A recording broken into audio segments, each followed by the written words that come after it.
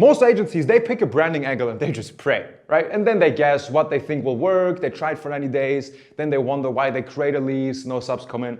And this is funny because I did mostly everything right and she still left her agency, but we're talking about the average here. Anyways, we don't guess, we test thoroughly.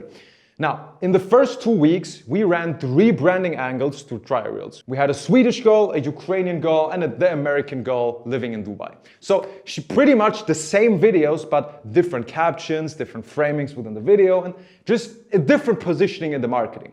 And all on the same accounts through trial reels. And Eastern European won by a wide margin. The Ukrainian branding videos got like 2.4 times the views of the Swedish and the American girl combined. They had more comments, more shares, more rewatchable factors, yada yada. So logically, within the first 2 weeks, we doubled down on the Ukrainian branding. Shout out to all my Ukrainian agencies out there. I know you guys have it hard. Now, we stopped the other 2 angles completely. It's based on numbers, not based on feelings, like I always say. And then we started the Ukrainian GFE girlfriend experience positioning in every single marketing channel. And it's funny because she's an English girl. But anyways, the backend adjusted as well, scripts adjusted to kind of match the avatar, kind of 10% worse English. And this is what I mean by parallel tracks. Marketing finds the angle, but the backend just adds on top of it. But fast, like same week. This shouldn't take you a month or 2. So if you test 3 to 5 brandings in a quarter, you test 20 over the span of a year. Maybe one of them will work.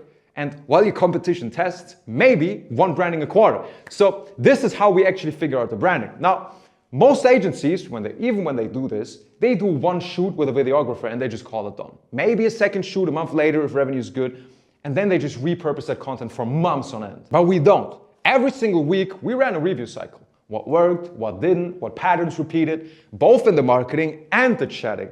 And I'll give you a real example from her. Our mass message view rates were super high, and the subscribers were seeing the messages, but the reply rate was just way too low. They weren't actually responding. So they weren't getting pulled into the sexting conversation. And based on that analysis we ran, we just restructured them, which in this case means we were stopping to do statements and we just reframed them into questions. So instead of, I have something for you today, just recorded it, the message now becomes, would you rather see me in the bikini or out of it at the beach, right? One makes it very hard to answer, which is like the general psychology in the chatting for you guys. The easier it is to reply, the more people are gonna buy content, right? Because you can sexualize both answers. So mass messages, PPVs, hotkeys, scripts, objection handling, welcome messages, pricing, everything gets rechecked every week or 2. And most agencies set it, and then they just forget the back end. They just do it once and think it's on autopilot, but it isn't.